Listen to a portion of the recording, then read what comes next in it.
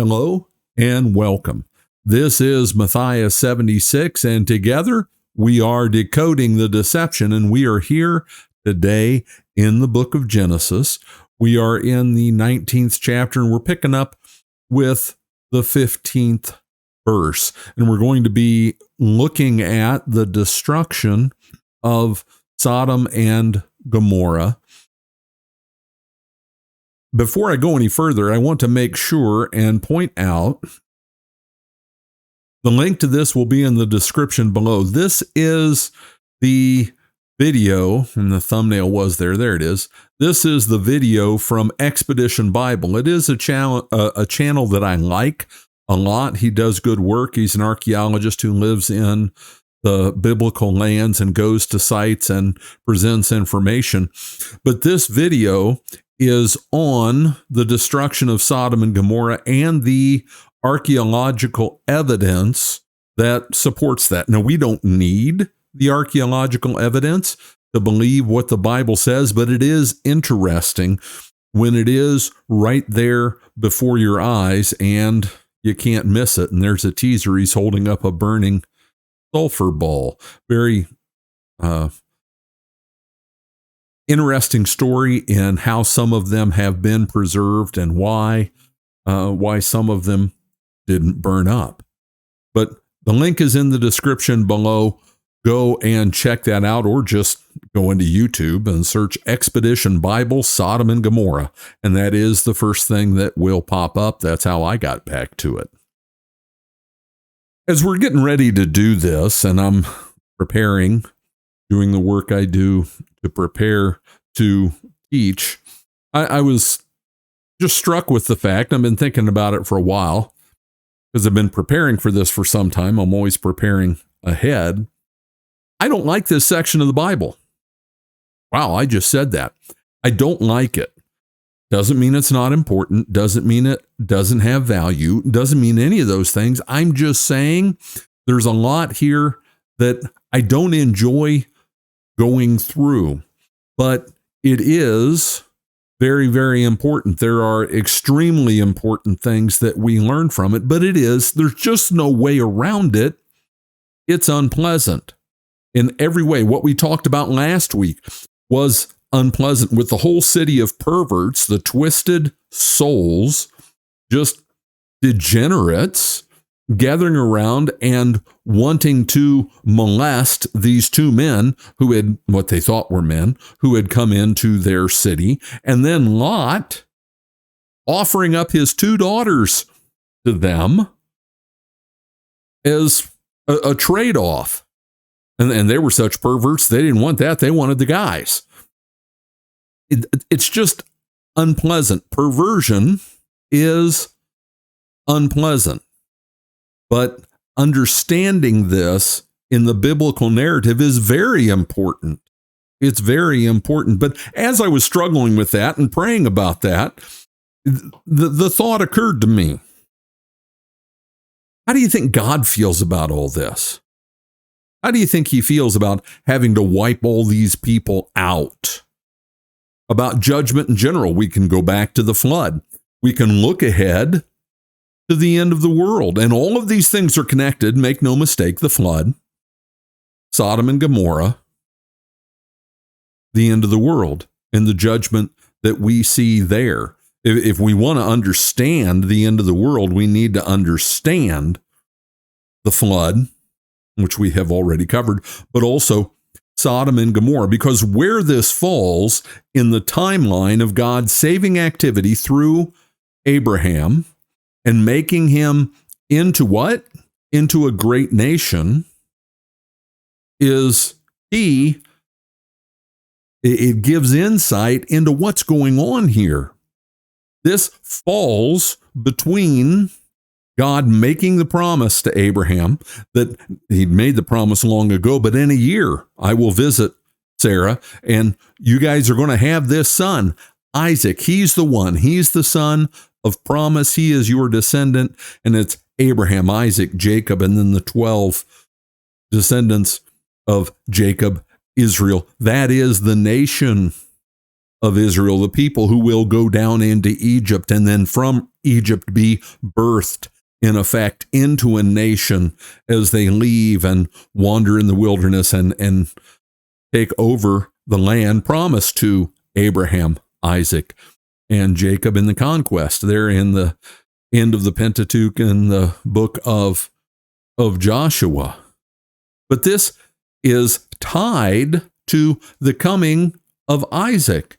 It's what follows. The birth of Isaac is what follows this sad and twisted part of the narrative. But it is, get this, it is God's purging action. He is tamping down. He's not eliminating altogether. If you eliminate sin altogether, that calls for the judgment at the end of the world. But he is trimming it back, limiting it here in the region where his little infant, it's right now his nation is one person. It's Abraham. It's going to go to two, a 100% increase, but it's still just this tiny little group of Bedouin people. And God is going to crush this place that is as wicked as any place that has ever existed throughout all history. He's going to wipe it out to make the neighborhood safer, less of a temptation, less of an influence of evil on his young child. That is what is going on here. And understanding that gives us perspective. It gives us insight. And we will talk more as we work through this, how that relates to the end of the world and the judgment and the directive that God gives to us about how we are to live in this world. You see, it's not just about the Old Testament. It's not just about what happened to Abraham way back when. It is about much more. So where we had left off, the angels had told him after they struck the guys blind at the door, we're going to wipe this place out. It's going to be gone. And go watch that video on the destruction of Sodom and Gomorrah and the archaeological record. It's going to be gone. Unlike anything else that has ever happened, it's going to be gone. Up out of this place, for the Lord is about to destroy the city. That's what Lot went and told his future sons-in-law. Right? What does that tell you about Lot? They were marrying into this madness. What had happened to Lot's perspective? For goodness sakes, he just offered his two young virgin daughters, up to this horde of perverts. You can't hang around this stuff and have it not affect you. You want to know why God wiped it out? Why he didn't want it anywhere near Abraham, Isaac, and Jacob and all who were to come? It's because of that. You can't be around this stuff. You can't be in it. You can't swim in the cesspool and not stink. And this is a cesspool of sin. Up, get out of this place, for the Lord is about to destroy it. But he seemed to his sons-in-law to be jesting. Didn't even connect. Why would God wipe it out? Who's Yahweh anyway? What are you talking about? It made no sense to them.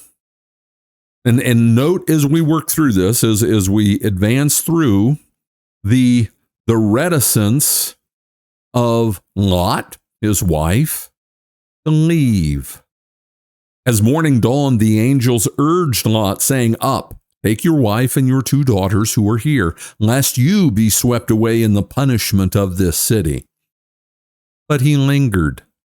So the men seized him and his wife and his two daughters by the hand, the Lord being merciful to him, and they brought him out and set him outside the city. And as they brought them out, one said, "Escape for your life. Do not look back or stop anywhere in the valley. Escape to the hills, lest you be swept away." And Lot said to them, well, we'll get to that later. He didn't want to go. He knows what's going to happen. These representatives, these angels, these heavenly beings of Yahweh had told him what was going to happen, but he lingered. He didn't want to leave. There is a hesitancy on our part to leave that which we know. And you know what you and I know? We know this world that is around us. But when we have moments of clarity, when we pray to God to give us perspective, when we pray to God to give us the correct vision, the correct understanding, the ability to see things as they really are, when we do that, we see this world for what it is. We look at what the offerings are that we can watch on our devices, what's going on in the world around us, what passes for normal, the morality enforced, the lack of morality, the immorality forced upon us by those who were supposed to govern us, who were supposed to lead us, and what they do, leading the world into deeper and deeper perversion, legislating it. We see all that and we go, wow, what? I don't belong here. This world is not my home. Larry Norman, 1973, ended his album of his great trilogy, This World Is Not My Home. I'm just passing through. That was 50 years ago. 50 years ago. It's gotten so much worse. We're just passing through. This isn't our home. We cannot be comfortable to swim in the cesspool. And we need the warning that to the degree we do that, we are going to be tainted. We are going to be affected. It makes it easy for us to stumble and fall. As Paul tells the Christians in Corinth in 1 Corinthians 10, I believe it's verse 12, let him who thinks he stands take heed lest he fall. We never think we're going to fall. And we're usually numb. We've fallen asleep to the danger, and that's when we get swept away. But Lot lingered. So the men seized him. They had to take him by the hand. Lot, his wife, his daughters, they literally dragged them out of town. The Lord, Yahweh, being merciful to him. And make no mistake, this is going on because Abraham, he through whom the world is blessed, he, the one who everyone in connection with him is blessed. An inescapable message of the biblical narrative, because he begged the Lord, implored him, save it for the sake of how many? For how many? 10. That's where the bargaining stopped. How many are here? 4. But he still saves them. He has to drag them out of town. They brought him out and set him outside the city, and as they brought them out, one said, escape for your life. Do not look back or stop anywhere in the valley. Escape to the hills lest you be swept away.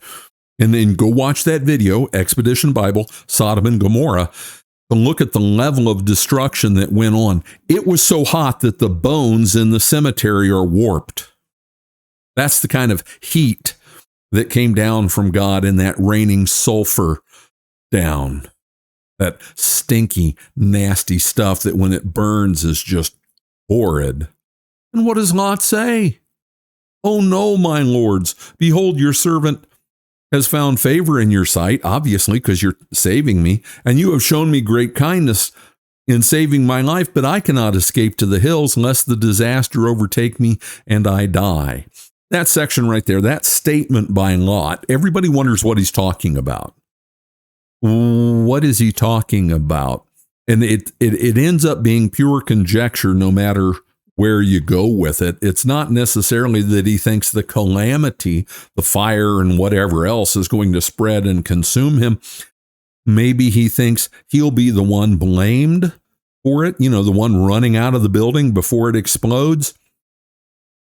We don't know, but I think it is obvious. His thinking isn't really clear here.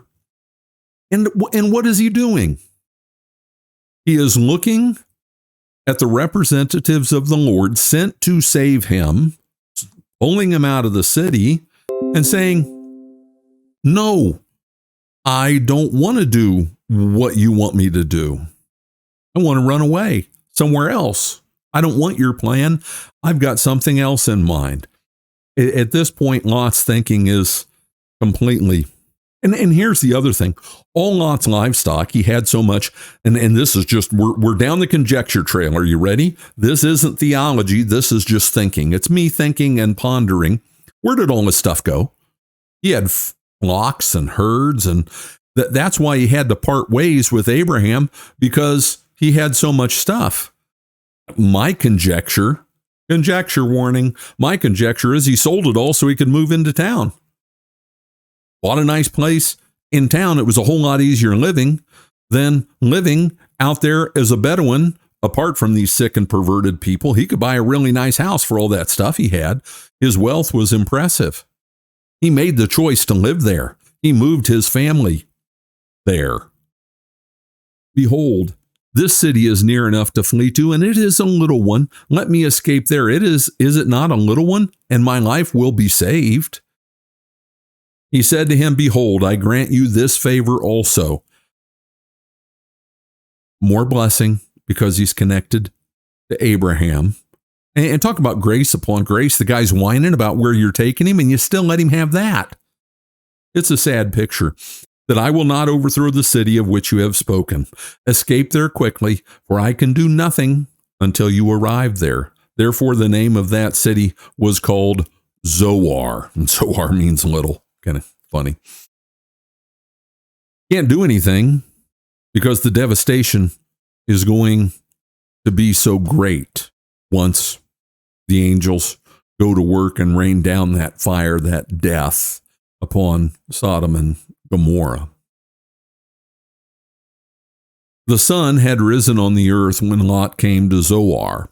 Then the Lord rained on Sodom and Gomorrah sulfur and fire from the Lord out of heaven, and he overthrew those cities and all the valley and all the inhabitants of the cities and what grew on the ground.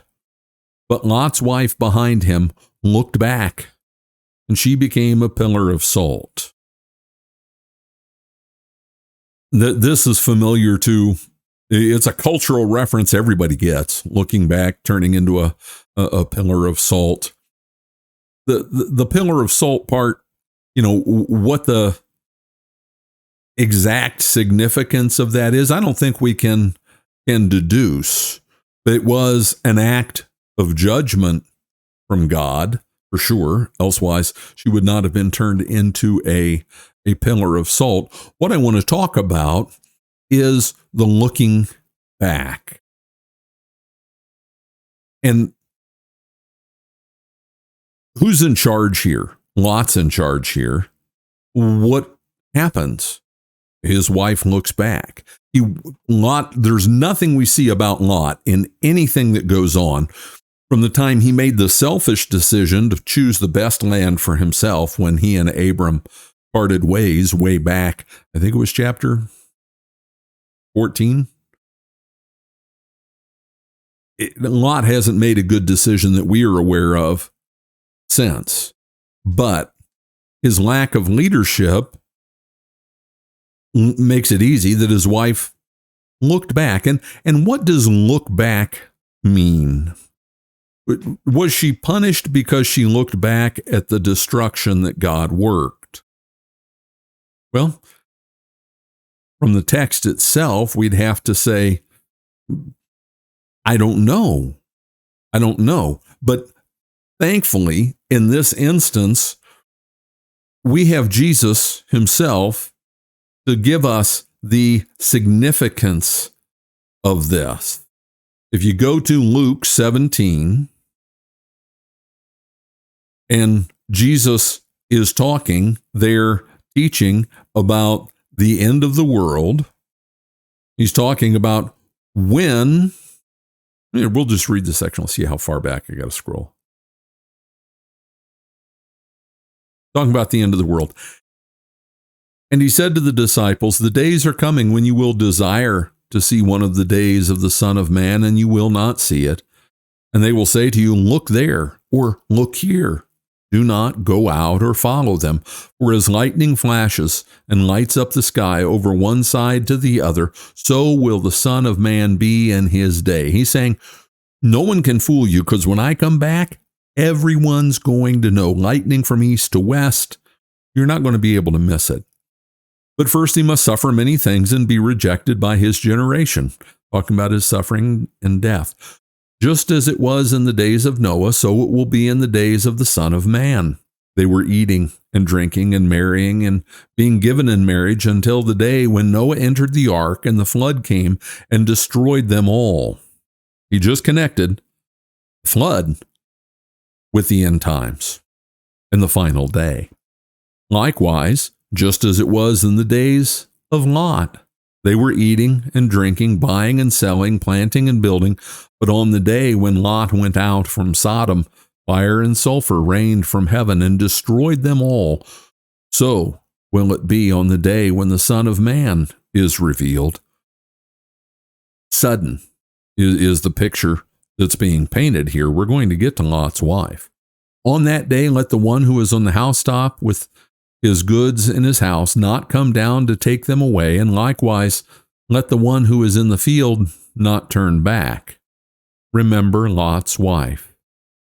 Whoever seeks to preserve his life will lose it, but whoever loses his life will keep it. Jesus, here in Luke 17, connects Noah and the ark, Lot and his wife in Sodom and Gomorrah. He connects them with the end of the world. And what is it he says? She looked back, and then he talks about what? Preserving your life. She was looking back with longing. She was looking back. She didn't want to give that stuff up. She was looking at this world, turning literally 180 degrees from God's salvation back to the stuff and the pleasures of this life. Think about that. Think about that. What lesson, and this is what we need to talk about, what lesson is there for us in that? Let's go here. We'll start with this one. This is Revelation 18, verse 4. Remember, Revelation 17, 18, and the first 5 verses of 19 are all about the death of the great prostitute. The great prostitute that represents the economic, socio-political system of this world. And now, isn't it easier to see how the political part plays in to the pervasiveness of perversion in our world when they're legislating about the physical mutilation of young ones, when they pass bills about killing babies the day they're born and celebrate it? You can't separate the two. But what does the angel say, this voice from heaven talking about the destruction of the great prostitute? Then I heard another voice from heaven saying, "Come out of her, my people, lest you take part in her sins, lest you share in her plagues, for her sins are heaped high as heaven, and God has remembered her iniquities." Couldn't you take that and apply it directly to Noah and the ark? Couldn't you take that and apply it directly to Lot and his family and Sodom and Gomorrah? And this is talking about the end of the world. And what does it say? Come out of her. And I'm harping on this. I'm pounding it into my own head, trying to absorb it and make it part of my spiritual outlook in this life, because it is so important. The same evangelist John, who wrote Revelation, who recorded that for us, says in 1 John chapter 2, verse 15, "Do not love the world or the things in the world." Don't love it. Don't pursue it. Don't chase after it. Don't think that in these things, in the life that is offered here, there is happiness. Don't turn back and look at it. You've been called out of it, and it's a challenge. How do we live in it? but not be of it. That's the Christian struggle. You want the Christian struggle? There it is. How do I live in it, but not be of it? Two different prepositions, in and of. That's the struggle. It's my struggle every day. It's your struggle every day. Be aware of the struggle. Embrace the struggle. Pursue the struggle. Pursue the just being in without being of. If anyone loves the world, the love of the Father is not in him. That's a pretty clear statement. If anyone loves the world, the love of the Father is not in him. To the degree that I'm loving this stuff, I'm pushing the Lord away. That's the way I have the picture in my mind. That is the struggle of in, but not of. To the degree that I'm of it, I'm pushing him away. For all that is in the world, the desires of the flesh and the desires of the eyes and the pride of life is not from the Father, but from the world. And the world is passing away along with its desires, just like the world in Noah's day, just like Sodom and Gomorrah in Lot's day. But whoever does the will of God abides forever. I just over the past couple of days have spent a lot of time driving around in places that are just luxury beyond belief. Just mansions, huge, just opulence. And I've been thinking about this because I was preparing to teach it, and I've been teaching on the death of the great prostitute. I look at all that stuff, and I'm thinking about people who have all that stuff who don't have the Lord. I look at all that stuff, and I think that's all they have. That's all they have. I'm a 60-year-old man. How much more time do I have here? How much more time do I have here? Not much in the grand scheme of things. What I have from the Lord, the mansion that he has promised that he goes to prepare for me, is forever. That city that is adorned with jewels, whose streets are transparent gold, where the river of life runs right down the middle of the street. That is mine for all eternity. And when I struggle with wanting this stuff, I need to, in my mind, go there and think about that. And it makes it easier to not love the world or the things in the world. There is a reason that the temptation, the allure of these things is pictured as a great prostitute. It's appealing. It's appealing. We want that, right? It calls to us. We are flesh, and it tempts us. There's a reason it's pictured that way. It's the Lord, in his infinite wisdom, didn't choose to call her the big, bad, ugly lady, the hag. He didn't call her that. He called her the great prostitute with whom the kings of the earth have committed fornication. They're sold out, and she gives them, for a time, whatever they want. But the consequences are dire. The consequences are eternal. And I will not, by God's grace and strength alone, I will not look back and long for it.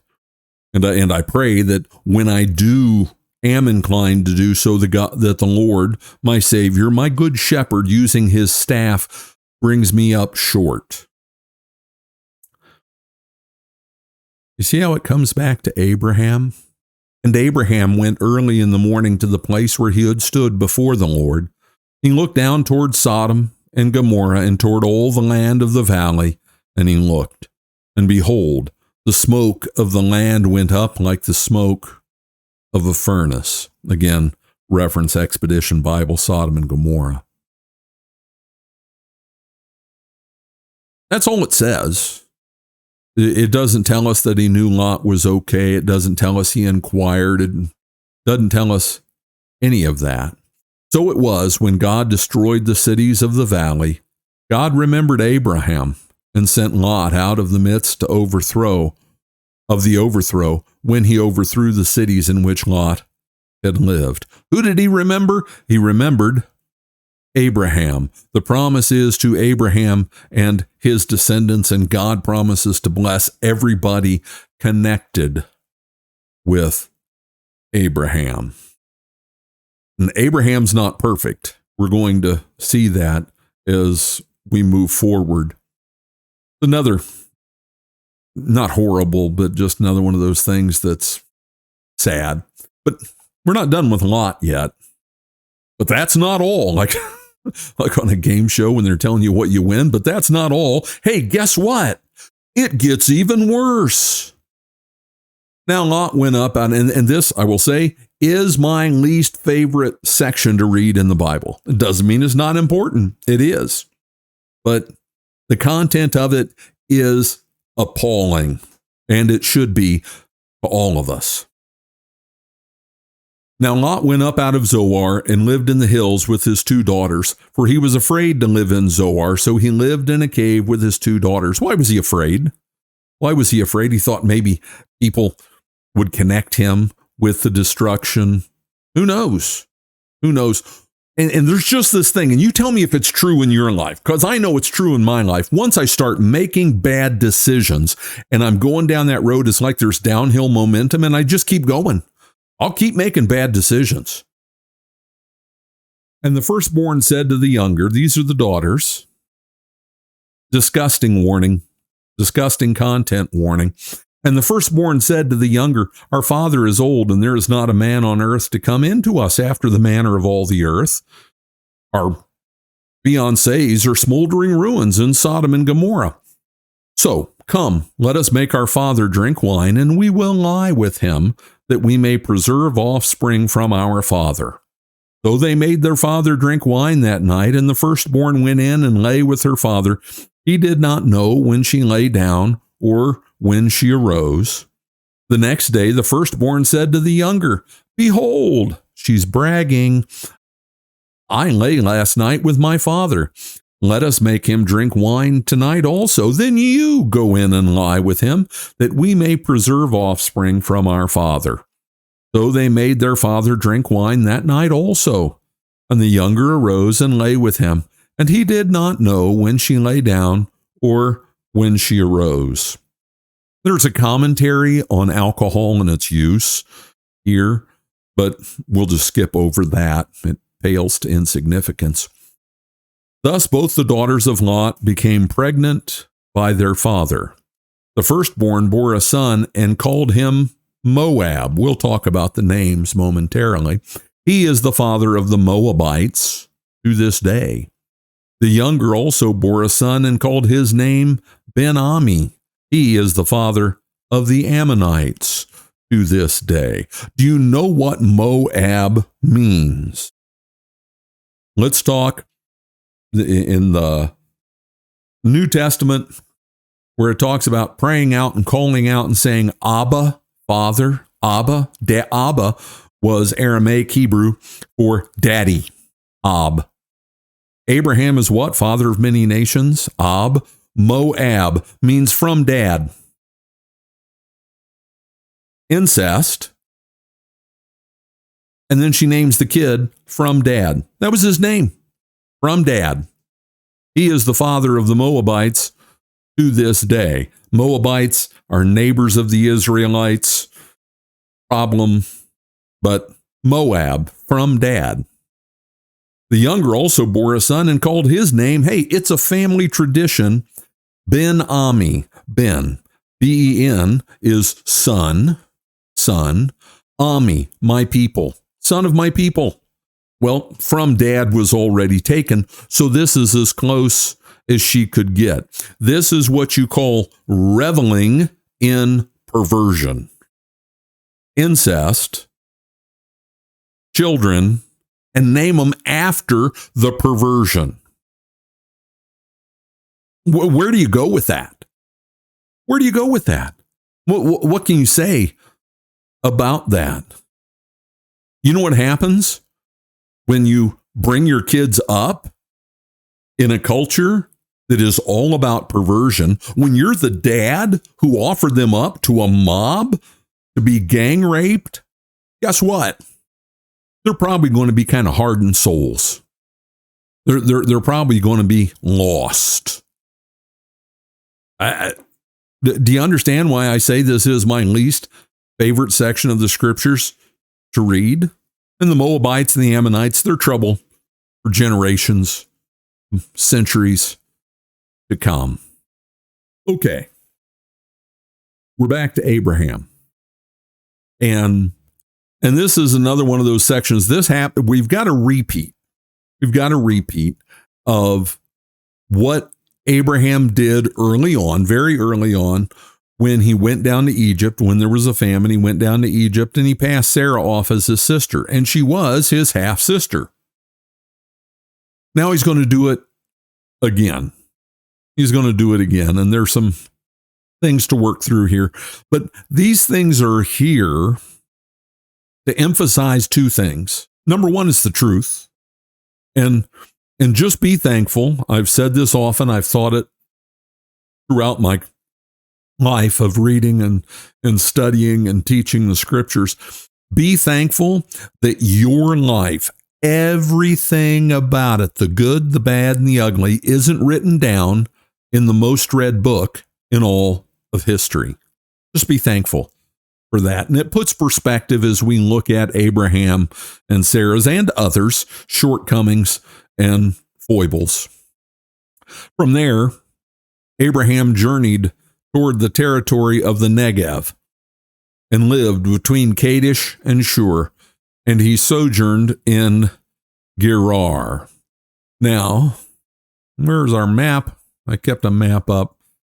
This is the map from what went on with Sodom and Gomorrah. Where he's going now is down here. Let's see, does it have? Nope. Just down here. You're on the way to Egypt. This is the Negev. This is where Abimelech lives. And I'll just go ahead and cover it now.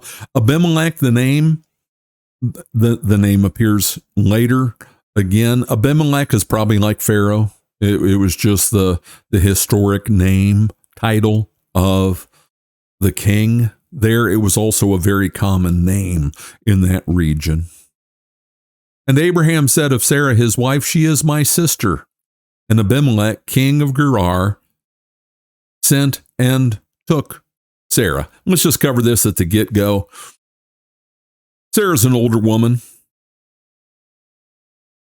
When it's easy to explain by our understanding of things, it's easy to explain Pharaoh taking Sarah in when she was young. This is an older woman, but Abimelech is going to take her into his horde of women, and they would have a horde of women. It's like in our culture, wealthy guy who likes cars. What's he got? Jay Leno's garage is like a warehouse, right? He's got a warehouse of cars, and these kings would have a warehouse of women.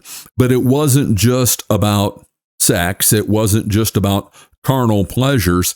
It was also about ties, about treaties, about relationships that way that would give advantage. Who do you marry? You know, it still goes on today, right? Who marries whom? We've seen that in history many times.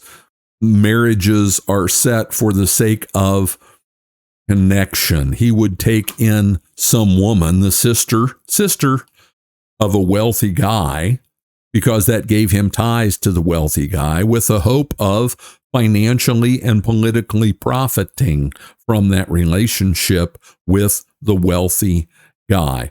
But it is a huge shortcoming that Abraham does this again. Didn't he learn his lesson?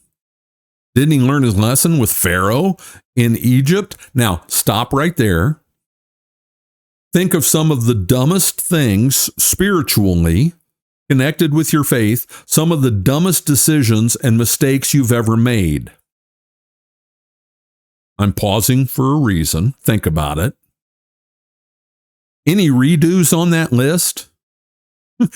if we're highlighting things with a highlighter that are like very similar that we've done, do you have any repeats? I know my list has many, many repeats of different things, right? We see that here with Abraham. What's the point? What's the point? Why record this? We've got, between the time Abraham is called and Isaac is born, we've got 25 years of living. There's not that much written down, really, when you think about it. Why this? It is to remind us that while Abraham was a man of great faith, he was a man. He had shortcomings and failings, just like us. God didn't choose Abraham because Abraham was perfect and without sin. It never says he was perfect and without sin. It says he was righteous. That just meant faithful. But God came to Abimelech in a dream by night and said to him, "Behold, you are a dead man." Have you ever had a dream like that? I haven't had a dream like that. And I am very thankful that I haven't had a dream like that. Yahweh, he who causes to be, when he wants to put a scare in you, how forceful do you think that is? That's terrifying.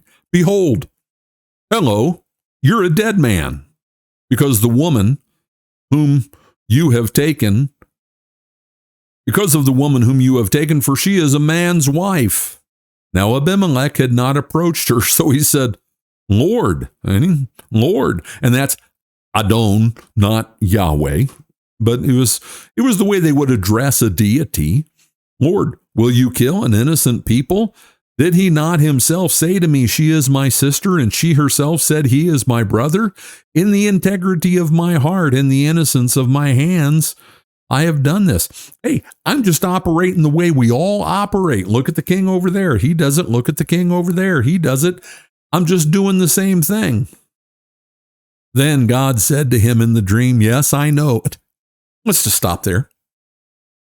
What does it say?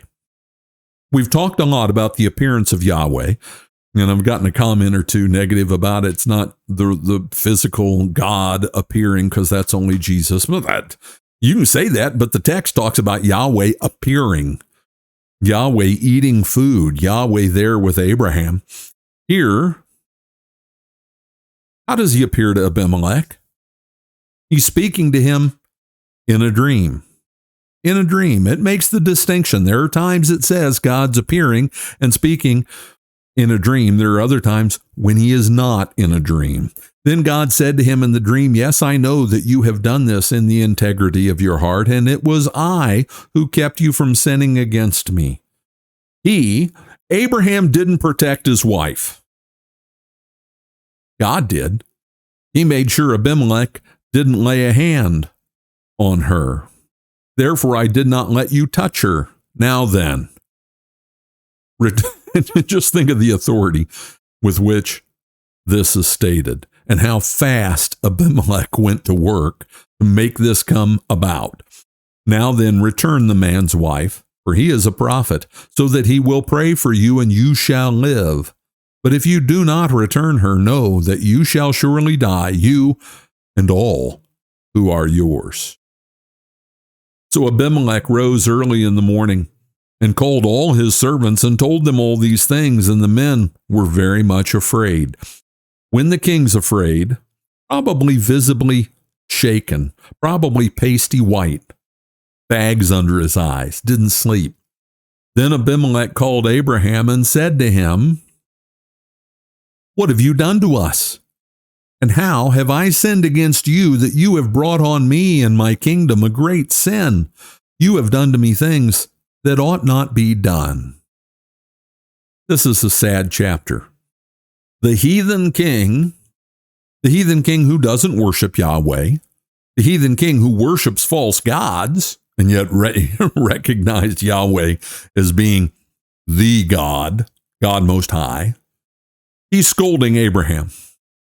That's a low point. That's a low point. Think of a low point for you. Think of a low point. Imagine it's on the screen in front of us all. It's an important thing to think about when we look at the lives of the heroes of faith. And Abraham was, make no mistake about it, a hero of faith. And Abimelech said to Abraham, "What did you see that you did this thing?" He asked, and Abraham will tell him. Abraham said, "I did it because I thought there is no fear of God at all in this place, and they will kill me because of my wife. Besides, she is indeed my sister, the daughter of my father, though not the daughter of my mother. She became my wife. And when God caused me to wander from my father's house, I said to her, 'This is the kindness that you must do to me at every place to which we come. Say of me, he is my brother.'" So he gives the same lame excuse, but it is just that. Now, I've got this highlighted this way because it is another example of how God always makes sure to bless Abraham.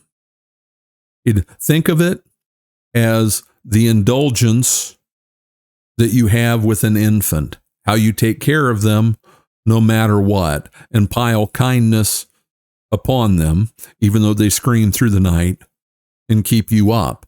Infants need greater care. That is a key concept in understanding God's blessing of Abraham. Then Abimelech took sheep and oxen, male servants and female servants, and gave them to Abraham and returned Sarah his wife to him. In our day, hear this, it would be an Abimelech took gold and silver and stocks and bonds and yachts and gave them to Abraham and returned his wife to him. He's just dumping wealth on him. Why?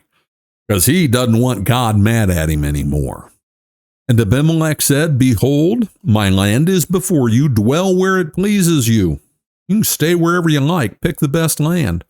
To Sarah he said, "Behold, I have given your brother 1,000 pieces of silver." That's on top of all that other stuff. "It is a sign of your innocence in the eyes of all who are with you, and before everyone you are vindicated." Think of Sarah here, how she was made to look like just some concubine to be transferred from one harem to another. Abimelech is doing everything he can to make it right. But what does he say? "Behold, I have given to your brother." That's a dig. That's a dig at Abraham for having passed her off as his sister, because she may have genetically been his half-sister, but it was his wife. Then Abraham prayed to God, and God healed Abimelech and also healed his wife and female slaves, translate concubines, so that they bore children. For the Lord had closed all the wombs of the house of Abimelech because of Sarah, Abraham's wife. So this had to have gone on long enough for them to notice, hey, nobody's getting pregnant. Nobody's having babies. Okay, so it had to have been a couple months at least. Who knows? Who knows? All right, next time we go into the birth of Isaac. So exciting stuff. All of this stuff, though, remember, between when God appeared to him on his way down to Sodom and Gomorrah and when Isaac is born, you've got a year that has passed in that time. So we're going to stop there. Thank you for listening. I really appreciate my audience. Got a lot of people out there who regularly watch these videos. Feel free to leave a comment. Feel free to go to our website, decodingthedeception.com, and click on contact us and send a message. Love to hear from you, but do want to let you know that I appreciate that you watch, and I'm just glad. I'm glad that this teaching is a blessing to you. This is Matthias 76. Together, we are decoding the deception. God bless and have a great day.